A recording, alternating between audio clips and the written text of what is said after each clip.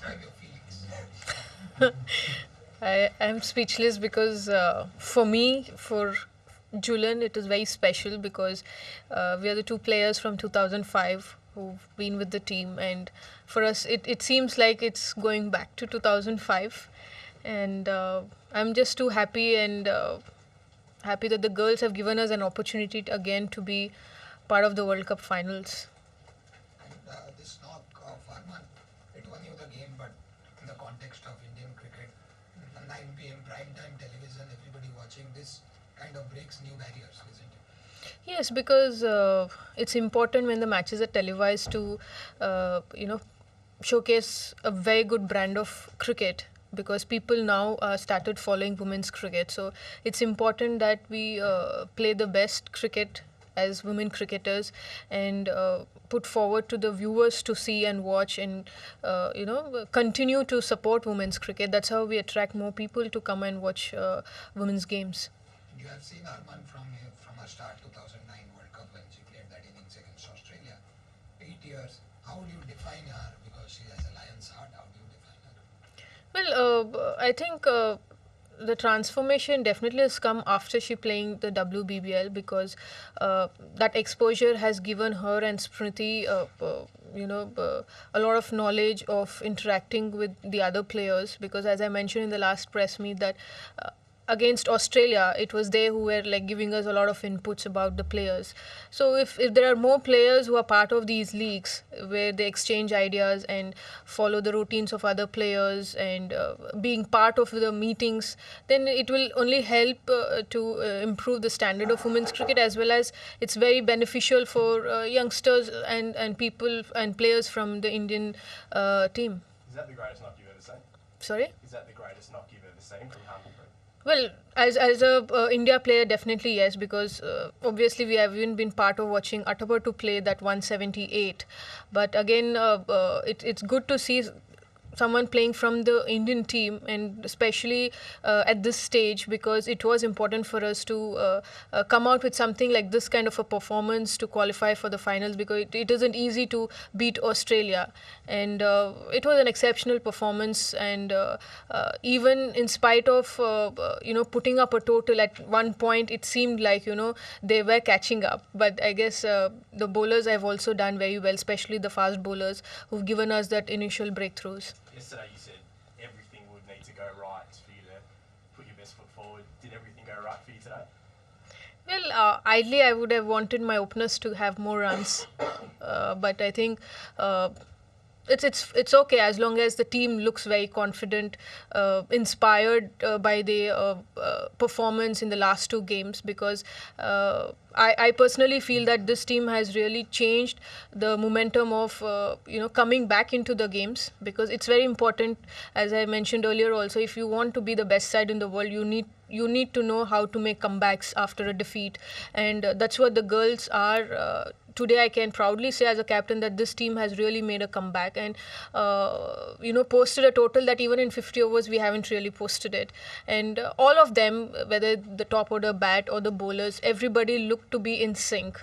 Only 8 days ago you were talking about, after the last time you played Australia, about how disappointed you were you didn't have that support there for many years. Do you feel like, and you named Harmanpreet as being one of those underperforming players for your national side, do you feel now as though there's an added maturity to your side and you can sort of, when you do decide to stop playing, it's left in pretty good hands? Yes, I think definitely, because the game against New Zealand, the knock, she had runs, and as well as Harman Veda had runs. So it was important, that game where they got those 50s backing them. So today they walked in with more confidence. Had they not scored runs, it would have been a different picture today. But all said and done, everything happens for a reason and for good, and it was needed. And I'm sure this knock of hers will give her more confidence tomorrow when she's in a position to take more responsibility as a batter. She will be in a better shape and experience to take the team along. Mithali, yesterday you were asked if you thought Australia had weaknesses in cricket point. You said yes, but you didn't want to say what they are. Can you tell us now what you'd identified as the weaknesses in that side?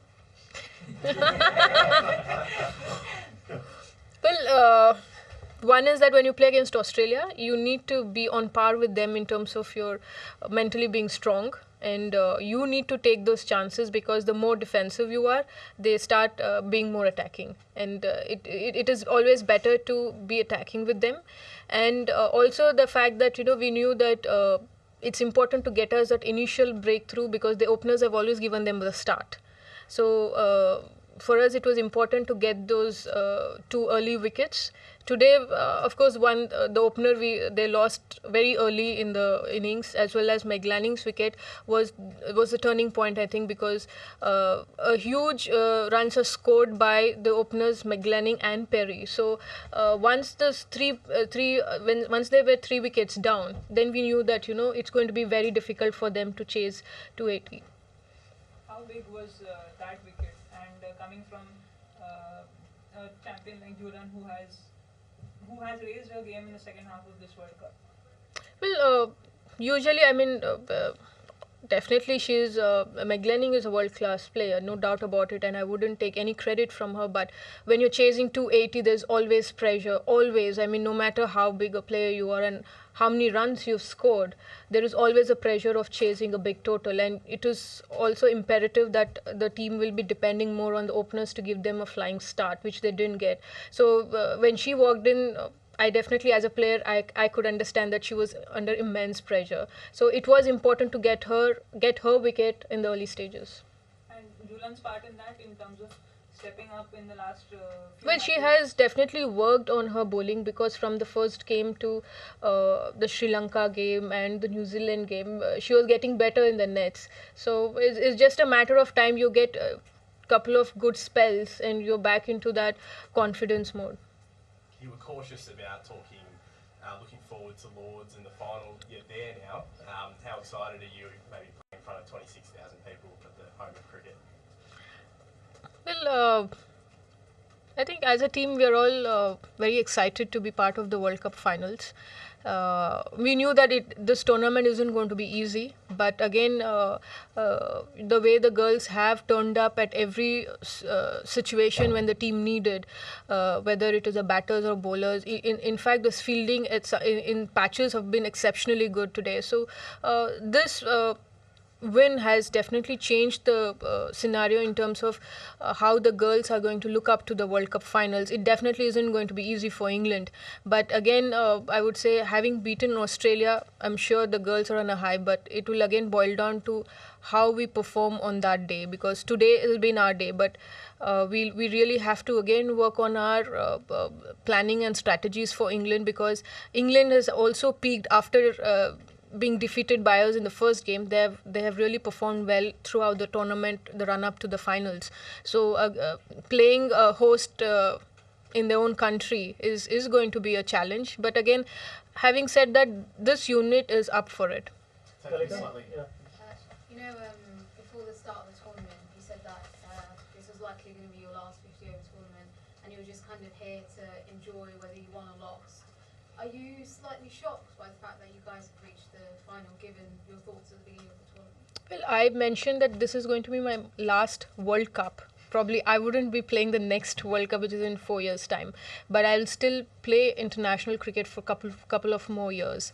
And yes, being my last World Cup, obviously I as a captain and as a player, I would want to, enjoy being in the World Cup. And this World Cup is completely different to the other editions, because it has really given scope for the players to increase their profile, as well as promote women's cricket on a larger scale, because all the matches were televised and broadcasted, and also an opportunity for the Indian team to make it big in India, because now women's cricket is a sport that girls can take up. So having said that, it was important for me to perform, but as well as see to it that the girls don't get burdened with the pressure of playing the World Cup. And I guess so far the girls have enjoyed challenges, enjoyed being there, and I'm sure they've enjoyed every victory, and even the defeats have taught us a lot to come back into the tournament. Last 3 questions, please. 1, 2, and 3. Harman was livid there when she got suspended. What was the message from the dressing room to her? Well, I think she's an aggressive player, and sometimes emotions run on the field. It's part of being at this level, at this stage. And I'm sure now she's not a young cricketer who hasn't realized. She realized and she went back to speak to Deepti. It was important for a senior player like her to reach up to Deepti, because again Deepti is someone who's a youngster, and she's also a bowler, so it was important to have a good frame of mind when she's bowling. So I'm sure she sorted it out on the field itself, so we didn't really have to say much, but yeah.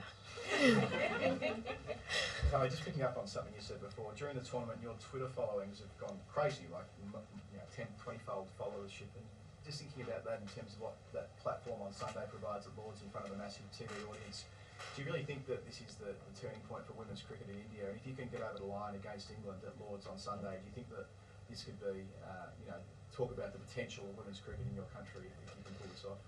Well, if we pull it off, it's a big thing back in India. It's as I mentioned earlier before coming into the tournaments, it's going to be kind of a revolution for women's cricket in India, because everybody has always emphasized that we need to win ICC tournament. We need to have one cup of the ICC tournament.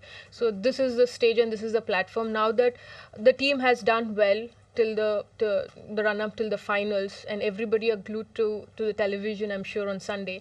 And if we can just pull it off, nothing like it, because I probably wouldn't have a word to describe it.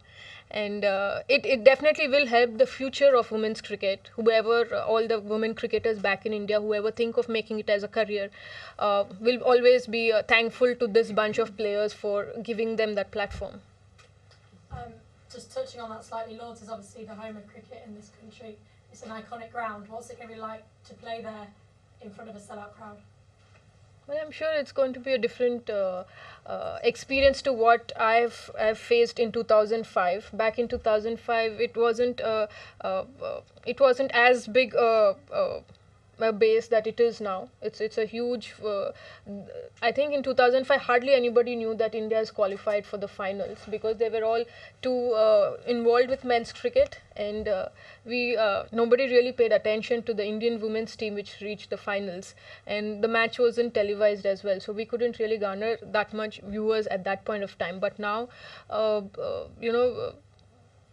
it will be a big achievement for the girls if they pull it off, and I personally feel the girls need to enjoy being in an atmosphere like that, and each one of them will be the lucky one to be part of the finals, to play at Lords, because every cricketer dreams of playing at Lords because of the history. And here we've made an effort, we've reached there, and it's just that the girls perform their best as they've always done. Thank you.